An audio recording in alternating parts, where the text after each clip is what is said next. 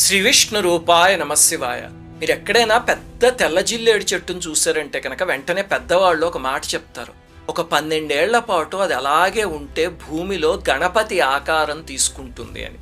మీరు చాలా ఆలయాల్లో చూస్తే జిల్లేడు చెట్టు కాండం గణపతి తొండంలాగా ఆ ఆకారంతో ఉండి అదే ఆలయంలో ప్రతిష్ఠించి శ్వేతార్క గణపతి అని పూజలు చేయడం కూడా చూస్తూ ఉంటాం కదా. ఇంట్లో అర్క గణపతి ఉంటే శుభప్రదం అంటారు. అలాగే గణపతికి ఉన్న 21 పత్రిలో జిల్లేడు కూడా ఉంది కదా. ఏమిటండి అసలు గణపతికి జిల్లేడికి సంబంధం అని ఎప్పుడైనా ఆలోచించారా? గణేష పురాణంలో దాని మూల కథ ఉంది. ఏమిటంటే క్షీరసాగర మథనం సమయంలో హాలాహలం పుట్టింది కదా, దాన్ని పరమేశ్వరుడు స్వీకరించాడు, అయిపోయింది.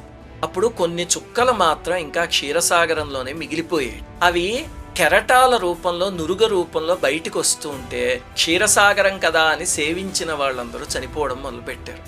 సాక్షాత్తు మహావిష్ణు